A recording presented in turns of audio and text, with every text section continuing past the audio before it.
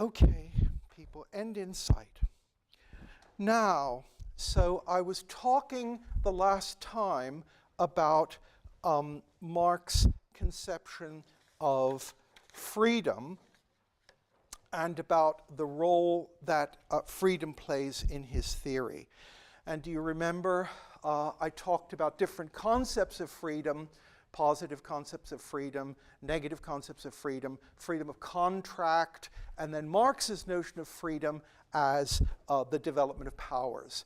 Now, when I say Marx had this idea that freedom, to be free, consisted in developing your powers, of course, that notion of developing your powers actually has two subcomponents to it, which I think I mentioned, but I didn't talk about at great length. Namely, one dimension of, so what does it mean to say that a society is free? To say that or an individual is free. It's to say that they have powers, they have developed powers. Now, to say they have developed powers can partly mean what is the absolute level of productive powers that they have. What is the total amount of product they can produce? How many shoes can they produce in a year? How many tons of coal? How many ships? What is the actual level of development of their powers? But Marx says there's actually another dimension to power, which is not only the actual level of the development of powers, but also the extent to which the powers that are developed have been appropriated or are under the control of the people who are the subjects of freedom. So there's a separate dimension. One dimension is how much power do we have? The other dimension is how much control do I have over these powers? Again, this notion of my powers and my control over my powers is really central for him.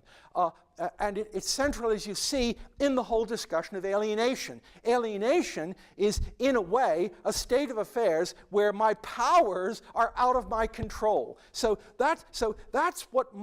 it's important to see that Marx thinks that a certain kind of phenomenon exists, which we are not inclined to think exist. We're inclined to think if you have powers, and that's the end of the story. But Marx thinks there are cases in which you in some sense have powers, but you don't have control over those powers. You are, in some sense, the means through which powers express themselves. You, as an industrial worker, are, in some sense, a cog in a machine that's producing enormous amounts of things. So, in some sense, you're exercising these powers, but you're not exercising these powers in a way that means you have control over these powers. And again, think of the comparison that he's got in mind, I think. The medieval cobbler produces few shoes, very few shoes, but the powers that the medieval cobbler has are powers that he has assimilated fully, or he is in control of. He decides what leather to buy. He knows what kind of leather is good for what purposes. He decides what shape the shoe will be in. He controls the way in which the shoe is produced. So he has a relatively low level of productive power, but he has a relatively high level of control over those powers he has. So he can't produce a lot, but what he does produce, he really produces. He knows what he's doing. He produces them, and he's in control of the process of developing and exercising his powers in the production of them. Compare that with the industrial worker in the 19th century, and the industrial worker in the 19th century, Marx says, is characterized as a person who is the conduit through which certain developed social powers get exercised, but he himself does not have an appropriated control over those powers. So if I sit at the machine and press a button, in one sense, my pressing of the button is an expression of a tremendously developed social power, because if I press the button, the shoe comes out, and I can press the button 100 times, and so the medieval cobbler produces 5 shoes a day. I sit at the machine in Prague and press the button, and 100 shoes come out a day. So there's in some sense, Marx says, there's a greater amount of power that there's a greater amount of power that I'm wielding, that's going through me.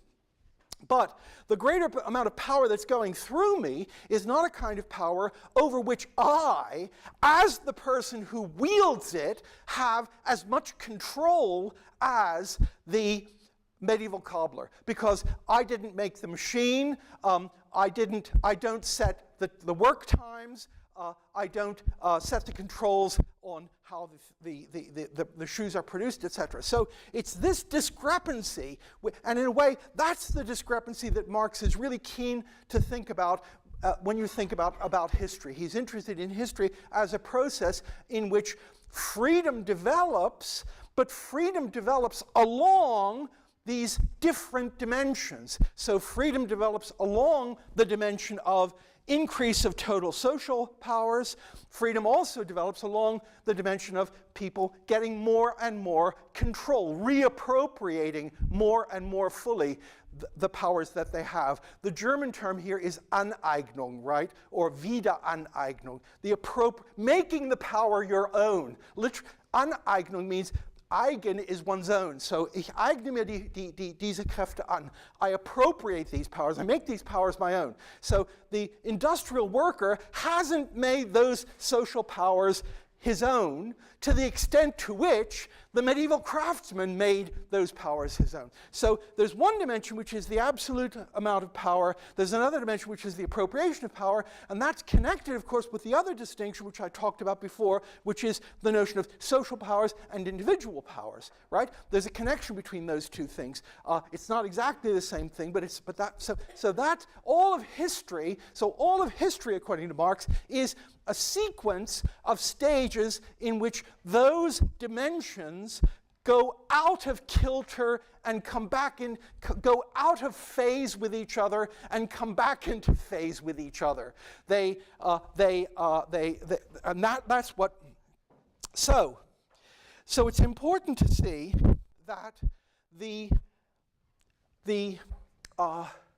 fable convenue, the myth that you might hear, namely that you can think of political movements in the 19th and 20th century as diverse developments of the triad which guided the French Revolution, right? The French Revolution, liberté, égalité, fraternité, liberty, equality, fraternity. And now, as you know, people have often said, if you see that slogan, liberty, equality, fraternity, you can see the 3 major movements in the 19th century as arising from that. Freedom is liberalism, right? Liber is free. Freedom is, liberalism is the doctrine which gives a kind of priority to freedom.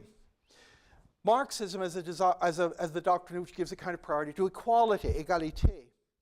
And anarchism as the theory that gives a kind of priority to fraternité. So that's the story that's told. Now, I must say that that is completely wrong as far as Marx is concerned. Completely wrong. That's because, for Marx, it isn't that the advantage of a post-capitalist society is supposed to exist in the fact that it is equal. That's not the advantage. The advantage is supposed to lie in the fact that a post-capitalist society is freer in the appropriate sense of free. So the Marxist will say the liberal can claim that his position, her position, is a special instance of freedom only because of the limited concept of freedom that they use. They think of freedom only as freedom of contract and negative freedom. If you understand freedom correctly, you'll see that for Marx, freedom is the central concept, really. And the other thing, I'm not going to talk about that in detail now, but I've talked about this in my writings ad nauseum, so I'm a bit bored with saying it again. But I will say something about it later. But you remember, for Marx, equality is an illusion. So freedom is an actual substantive scientific concept. Quasi-scientific concept. You can measure freedom. You can measure the extent to which the forces of production are developed, and you can measure the extent to which people have control over those forces. Now, you might say it's easy to measure the total amount of productive powers, but how do you measure the extent to which a person has control over those powers? And that's admittedly the case. You can measure output, and so you can measure the absolute quantity of productive powers. It's a little bit less clear how you measure the extent to which people have appropriated those powers. But nevertheless, there is a strong component there that can be actually measured. In contrast to that, Marx thinks equality is a completely empty ideological concept that has no standing whatever. It has no value in itself. It gives you no way of looking at society. It's completely empty. Now, I'll talk about that. I know you won't believe this, but I mean, nobody ever believes this when I say this, but I'm just flagging it now, and I will come back to it and talk about it in detail when we get to the critique of the Gotha program. So it's really important to see that for Marx, freedom is part of science, equality is part of ideology. And now I'd like to say something about that distinction between science and ideology, and that I put on page 10a of my thing. So, as I said, it's really important for Marx that you see society as a historically self-transforming kind of entity. Society, you can't see society if you just look at a temporal slice. To do ahistorical sociology is completely pointless. You always, because things make sense only if you see them in the context of where they've developed from and where they're going. So you have to take a view of the historical development of society. That's the only context within which you can say anything specific. And now what Marx does is he essentially takes over this traditional idea from philosophy, which is the idea of substance and accident, and he develops that. That is, as you know, with Aristotle, Aristotle introduced this distinction into philosophy between substance and accident, and philosophers have talked about it at great length. And I think what's really important is to see that, that Marx has a certain development of that concept of substance and accident, which is the thing that he uses to underpin his thinking about society. He takes it over from Hegel, as he takes over most things from Hegel, and the idea is this: the original intuition. So society is a historical, potentially conscious and potentially self-conscious substance. So now, first, what do we mean by the distinction between substance and accident? The original idea was that a substance was that which needed nothing else in order to exist. And an accident was that which was dependent on something else for its existence. And so the intuition behind this was, if you talk about a gray cat, you can see that the cat is a kind of independent object that you can pick out. The cat is, you can predicate things of the cat, and the cat remains in existence. In contrast to that, the grayness of the cat has a different kind of standing. You can have a cat, and you can paint the cat, you can dye the cat's hair. You can go to the local hair salon and you can dye the cat's hair so it's not gray, it's red. It's the same cat. So the cat is the substance, and grayness or redness or greenness is an accident of that substance. The cat can somehow, and now the notion of a substance, there are two separate things connected in it, and in Aristotle it's not quite clear. One is a thing about which predicates can be made, and the second is something which maintains itself in existence. And he gets those two things pretty confused is a substance anything you can talk about by itself as the subject of a sentence, or is a substance something which remains in the world? Cat, I can look at the cat, I can look at Tabitha and I can say, predicate, Tabitha is beautiful. But that's a sort of predicative notion of subject. But it's also the case that I think that Tabitha continues to exist even if I were to wash her hair and her hair were to become a lighter color of gray-black. So the substance is both the center of predication and it remains in existence. In contrast to that, grayness by itself doesn't exist. It exists only as the dependent property of something. My hair is gray, Tabitha's hair is gray, other people's hair is gray. So that's the intuition. Now, as people begin then, to characteristically, in the philosophical way that they do, to do two things. One is they begin to move from these relatively simple examples. The cat is gray. The cat has a long tail. The cat has whiskers. Relatively simple examples. And to try to use this scheme for more complicated things. We can see that the cat has a tail. What can we say about the city of Athens? That the city of Athens is anything like a substance. So the cat is a substance relative to its grayness. Is the city of Athens a substance relative to its particular policy of invading Sicily? Now, Athens stays the same Athens even when it decides to invade Sicily, or even if it didn't decide to invade Sicily. So you can somehow talk about the city of Athens as a substance too, and you can talk about its contingent political decisions. So on the one hand, you move from these original examples, which are living things that are separate, to larger things. What can we say about a society about the substantiality of a society? And then second, that's one thing. You begin to change the subjects you talk about. Then the second thing is you begin to think more seriously and more stringently about what it means to say that something doesn't require anything else in order to exist. So of course it's the case that in one way Tabitha doesn't require anything else in order to exist. There she is. Compared to the color of gray that she has. The color of gray does require something else. It requires either Tabitha or a dog or me to instantiate it. So, but then you begin to say, well, but does that really, can Tabitha really be said not to require anything else in order to exist?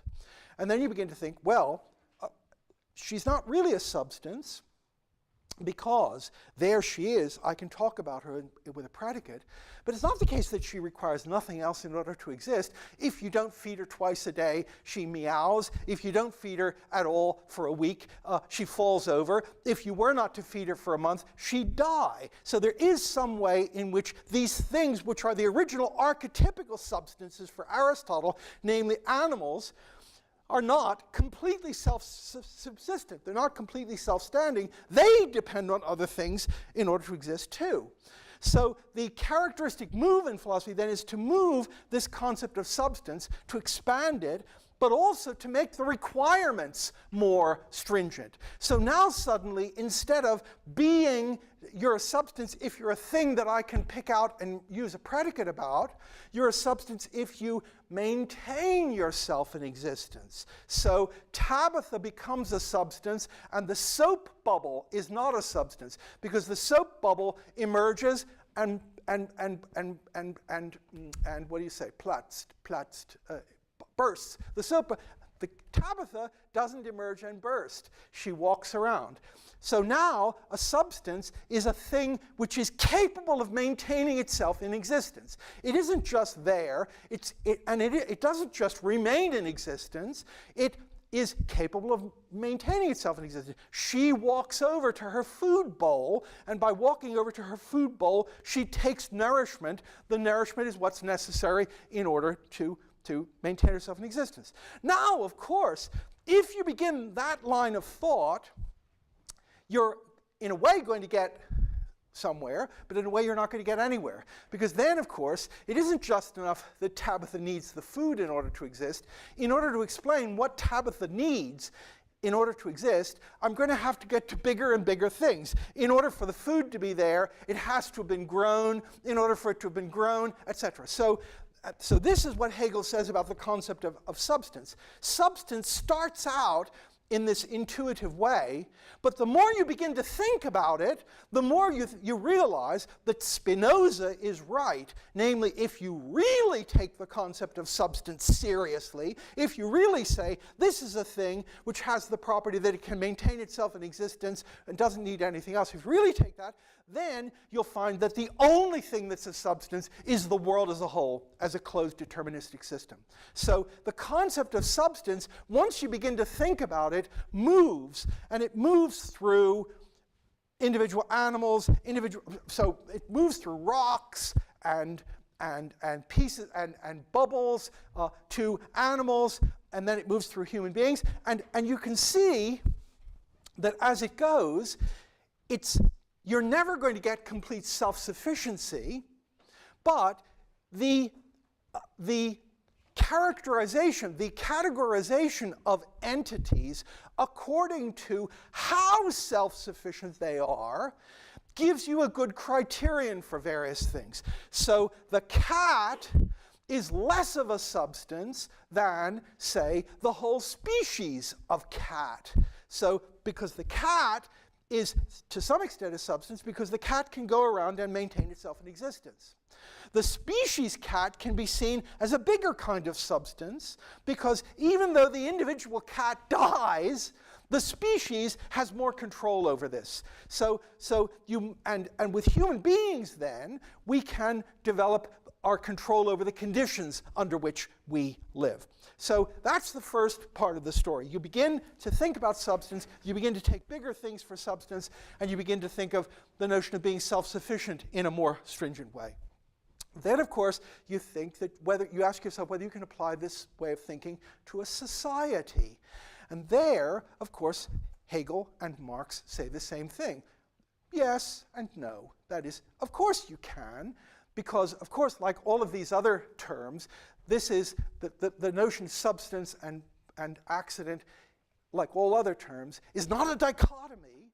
It's a mere relative distinction in a context, like all other concepts. But you can say the same thing about a society. You can say British society can be considered as a substance, and that means you can consider it as now this notion of a self-reproducing system. So British society can be seen. So Tabitha is a substance by virtue of being able to maintain herself in existence. She eats and she's able to work the next. She's able to sleep. She eats and she's able to sleep the next day. British society can be seen as the same thing. It's a group of people who are capable of a higher level of reproduction, of reproducing itself through time at a higher level than she is, and therefore there's some way in which it has more substantiality. Although, of course, it doesn't have absolute substantiality because it's not completely independent of the circumstances in which it lives. If a meteor hits us, we're gone. So we're not God, right? So the universe as a whole has complete substantiality, but we have a certain limited substantiality. So how this works then is that, now what this requires, of course, is having a criterion for when British, so Marx's idea is look at societies as if they were entities that were teleologically structured. Look at societies as if they were entities that were trying to maintain themselves in existence. They're trying to be substantial. They're trying to keep going. And the way we do it here is that means, and again, you know the famous joke, in order for everything to stay the same, everything has to be completely different, right? That famous thing that one of the noble people in Sicily says in Lampedusa. You know Lampedusa's novel, The Leopard, where there's a member of the landed aristocracy who joins the revolutionary movement, and he says the only way to save the aristocracy is to change, and so that some of the members of the aristocracy are part of the revolutionary movement, because the only way things can stay the same is that they be different. And of course it's right. The only way things can be the same is if they're different. Namely, the only way British society can reproduce itself is if I'm not here in a fortnight, right? So a society, given that it has to be historically extended, must be dependent upon a continual reproduction of different people. People have to go out and die. People have to come in. To say that the society reproduces itself doesn't mean, to say that a society reproduces itself doesn't just mean it gets together and has a big orgasm of productivity and produces all these products. It means it maintains itself over the long run, and that means maintaining social roles, reproducing people who will take those roles, etc. Now that means, of course, that the problem of identity becomes really, really complicated and important, because we more or less know what we mean by saying that Tabitha is the same on Monday and on Tuesday. We more or less know what that is. We might not be able to specify it in detail, but we know what it is. But what does it mean to say that British society has successfully maintained itself in existence? We know at a certain point there was the Norman invasion, and the upper class began to speak French. So you move from a situation in which everyone in the society speaks Anglo-Saxon to a situation in which everybody in society, as you know, in the end of the Middle Ages, Britain is a trilingual society. Those famous documents that say the peasants speak Anglo-Saxon, the clerics and academics speak Latin, and people at the court speak French. So it's a stable trilingual society that arises out of a basically monolingual society. Then gradually it changes. Now, do we say that British society has maintained itself identical through that or not? And Marx will say, well, partly the answer to that question will depend on what you mean by identity.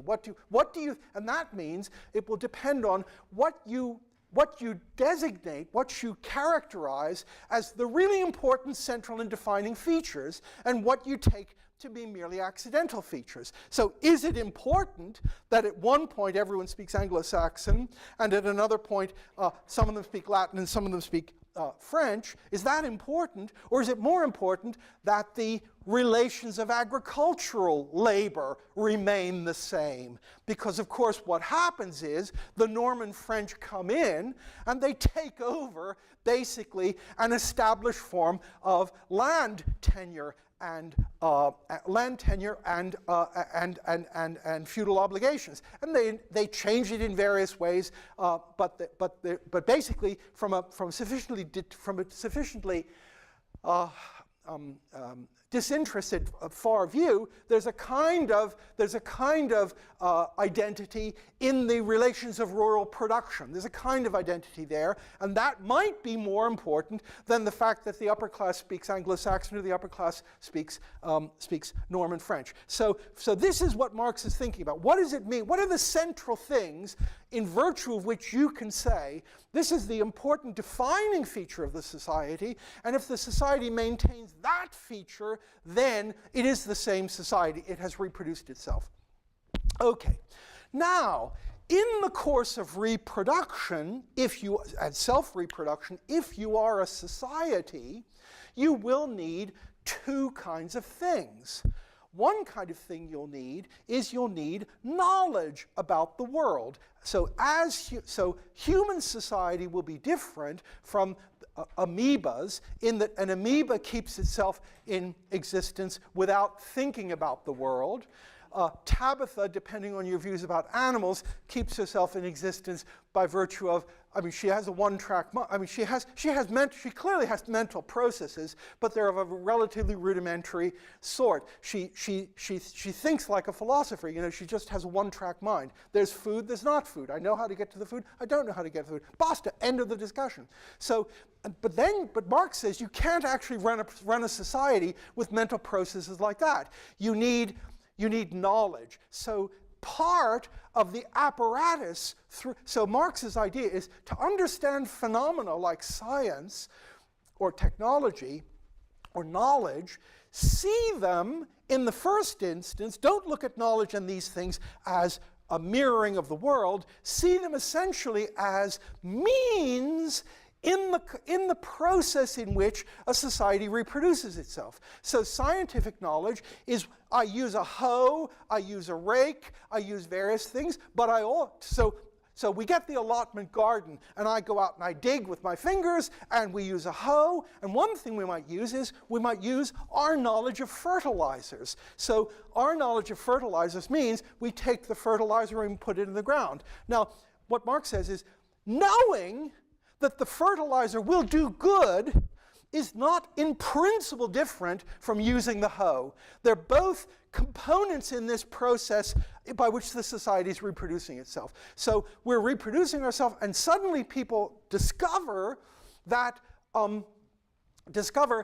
fertilizer can be produced chemically if you use certain formulae, and if you use that fertilizer, that will increase productivity. That is an archetypical scientific discovery, and it gives you, Marx says, the central important thing about science, which is its technological applicability as part of the way in which society deals with the world and society reproduces itself. It reproduces itself by producing these things. And now, of course, once you have that concept of knowledge and of science, of course, you can generalize it and abstract it. So the Egyptians, as you know, discovered geometry by measuring things when the Nile floods, right? There's this famous story about every year the Nile floods, and then how do you find out what your plot of land was when the whole river valley has been, you're a peasant, I'm a peasant, she's a peasant, we all have our properties. How do we find out what our property is when the Nile has come and washed all the landmarks away? If the Nile doesn't come, the land is not fertile and we can't do anything. But if it does come, all the things are washed away. And so the idea is, well, they developed geometry in order to be able, after the flood, to tell whose property is whose property, right? So they have some fixed landmarks and they define things relative to that. Then, of course, the Greeks come along and they generalize that, and they take that rough and ready rule of thumb, which is the practical geometry that the Egyptians use, and we get Euclidean geometry out of it. So Marx says it isn't impossible to get a Euclidean geometry. Euclidean geometry doesn't look as if it's actually practically of very much use, but if you actually look at knowledge as a whole, if you don't just look at it from the point of view of a university, if you look at it as a whole, its position is its position in the social reproduction of society.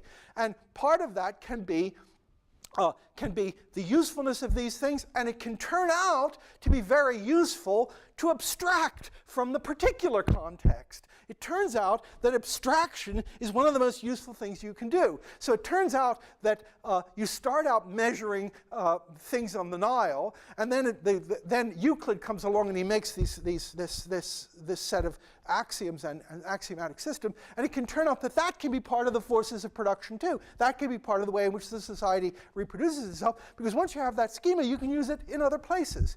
Okay, so that's one way that a society reproduces itself, through science. And science is then connected to these practical ways of dealing with nature.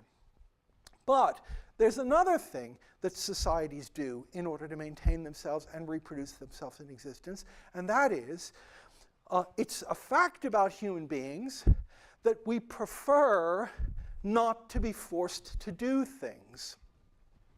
So, a society will be more efficient and better able to deal with nature if the people in the society want to do what they have to do. So slave societies tend to be pretty inefficient.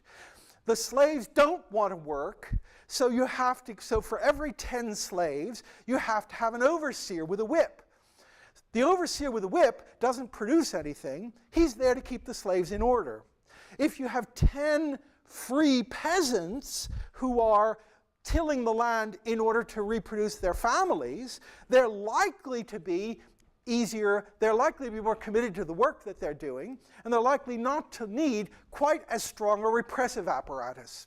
So there's a general tendency. So societies become more productive if the people in the society don't feel themselves to be forced to do the things they have to do, but if they can tell themselves the story that actually it's good for them to do what they have to do. So what I'm trying to say is ideology is a way of putting the police out of business. You remember when Heine says about Kant, Kant took the morality of the German gendarme and he put the gendarme in every person's breast, right? So Heine says about Kant, Prussia was famous for having a very efficient system of gendarme, of police. And now what Heine says is Kant really had a good idea. He found a way of making the external gendarme dispensable. You didn't have to have the gendarme anymore, because if you trained the people in an appropriate way, they'd put the gendarme in their own souls. If they went to the right kind of school, they would develop an internal view about the absolute necessity of doing their duty, about duty being in conflict with inclination. And if they assimilated that, then they'd want to do what they needed to do. You wouldn't have to force them to do it. Those things Marx calls ideologies. So an ideology is an ideational system. It's a system of beliefs, it's a system of attitudes, which causes us to embrace the society that we have and to see that society as good, and causes us as much as possible to conform to what we need to do anyway. Now, I say an ideology is an ideational structure. I say that intentionally because, as you know, there was a big disagreement in the 1960s and 70s between people who said ideologies are thought constructs and people following Althusser who said ideologies are apparatus. The central concept of an ideology is an apparatus. So Marx tends to speak, after all, the term ideology comes from idea. So he tends to speak as if an ideology is something like liberalism, or something like laissez-faire, or something like Rawlsianism. That's an ideology, a set of ideas. But people have pointed out that actually, if you actually take Marx's view seriously, these thoughts don't come from nowhere.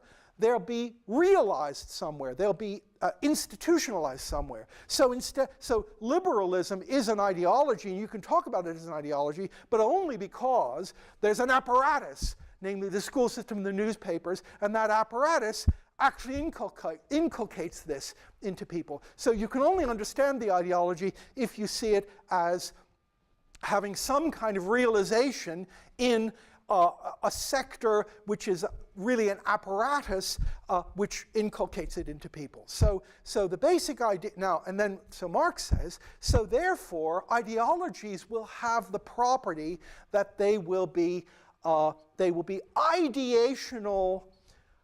They'll be ideational whips to whip people into thinking that what they need to do is what they ought to do, and what they ought to do is what's good for them. That's so as it were, what you need to do, what you ought to do, what you want to do, right? Hegel says in a good society, in a really good society, Hegel's model of what he calls Sittlichkeit, a good society which has good Sittlichkeit, is it's a place where what you want to do, what you ought to do, and what you have to do are the same thing. Right? So Hegel says you can have a society in which these things are split, but in a good society, so his example of this is marriage. He says, look, a good society would be one in which we have to have marriage, because we have to have marriage. Forget about the fact that he was an old fuddy-duddy and he was a pre-feminist, etc. Just suspend your disbelief about that. But he thought we need marriage to have children and the social reproduction of children. So there's something necessary about the structure of marriage. If people have the right upbringing, it won't just be a necessity, an external social necessity. They'll actually want to get married, because if they have the right kind of, if they grow up in the right kind of society, they will have become the kind of people who can find their happiness only in marriage. And furthermore, he says, if you reflect in a sort of Kantian way about universal structures, you can see that marriage is something that's ethically, can be ethically desirable. And so a good society would be one in which all three of those things were together. The social structure, the things that were necessary were also things that you really wanted to do, and where you can find your subjective happiness, and things that were morally acceptable. That would be an ideal good society. And now what Marx essentially says is, if you think about that model, ideologies are forms of thinking that incorrectly put those three things together in circumstances in which they don't actually go together. So in an ideal society, Hegel says, in an ideal form of Sittlichkeit, we'd have a form of marriage which was the one that was necessary for reproduction, the one that people actually could find happiness in, and one that was morally, subject to demands of universalization. But we don't have that. But Marx says, but we don't have that. We don't have that. But people think. But the form of an ideology is to make people think that. So the form of an ideology is, if you're a sort of post-feminist, to make women think that what they have to do in this society, namely enter into these particular kinds of monogamous marriages, is actually what they want to do. So the ideology operates by, so Hegel, as it were, presents the model of the ideology, and Marx says, if you analyze this, you can see how ideologies work. Namely, they present a reality which is not ideal in that way, as if it were ideal, by trying to identify these three things. And now, of course, as you know, he thinks that justice has this property. The concept of justice has this property. The concept of rights and the concept of equality have this property, that the notion of a right is nothing but a conception which a particular society secretes around itself. So think of it this way. Ideologies are like the motor oil of the social mechanism. And the thing about a society is that a society is different from an automobile in that a society can create its own motor oil. So the society creates these ideologies to smear itself and make the wheels run more effectively. So notice, so from one point of view, a completely detached point of view, an ideology does contribute in some way to social reproduction. It does contribute, but from another point of view, it does it by propagating falsehoods. So Marx says about the concept of right, as you know, the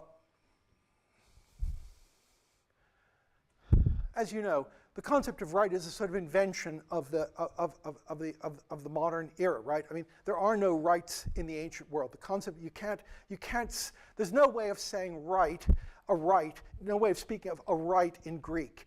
You can speak of, you can say dikaios eimi, I am just in doing this, but this modern idea that I have a right to, people distinguish between subjective and objective conceptions of rights. Right? Objective conception of rights is a conception that has this property. It is right that so-and-so such and such. It is right that people not be murdered. It is right that workmen are paid for their wages. It is right that so-and-so. This is objective. Then there's a subjective sense of right, which is I have a right, which is something like my own possession. The right is not an objective property, but it's something that's located in an individual. So the objective conception is, it is not right that people in Athens get killed. The Athenians could say that, ou dikaion estin. It's not right, it's not just to do that. But they couldn't say, Joey Megacles has a right not to be killed. That's the shift. So there's a shift from a conception which thinks of rights and these things as objective properties to one which thinks of them as possessions that have their locus in an individual. So instead of it's bad to kill people, I have a right not to be killed. And now that's a development. And Marx says, look, that's a development that's, and as you know, it develops at the end of the Middle Ages, going back to certain kinds of conceptions in Roman law. Roman law has some conceptions that are precursors of this. The Greeks didn't have them, but Roman law has some things. They weren't really conceptions of rights in the way we think about them, but they were sort of precursors of them. The notion of rights really gets started at the beginning of the modern age, and it's not an accident, Marx thinks, that it gets going in connection with incipient capitalist relations of ownership. So the notion that there are such things as rights, namely subjective entitlements, absolute entitlements to things, is, he says, that conception is a kind of creation, ideological creation, which is a creation made in order to make the distribution of rights that's necessary for this society to go on correctly optimal. So it helps that society. So rights are always going to mirror the society that they describe. Now you'll of course say, well, no, rights. Actually, rather than my ranting about this, there's an interview that I gave to the South African journal called Theoria, called "Rights: A Bad Idea." Which you might look at. It's last year. It's called "Rights: A Bad Idea." It's in Theoria. Anyway, so Marx's idea. So you might say, oh no, rights aren't always conservative. They can be revolutionary. You know, people can appeal to rights, and of course they can appeal to rights in some contexts. But of course they can appeal to Peter Rabbit, or they can appeal to religious views.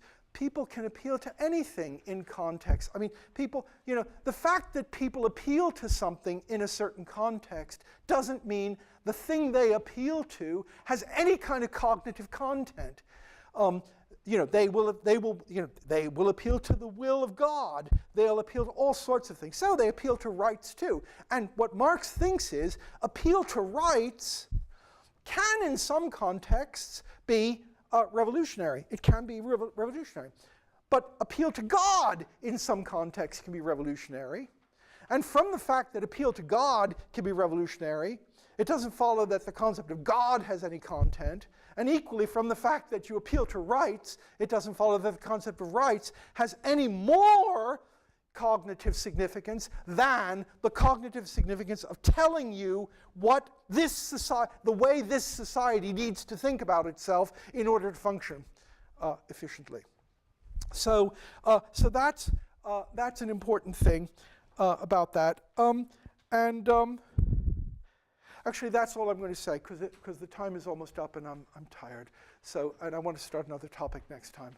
So I'm going to talk next time about forces of production, relations of production, and social formations. And then the last time, which will be Friday the 29th at 1300, in this room, unless you hear otherwise, I'll talk about the labor theory of value and surplus value and things. Okay. Bye-bye, people.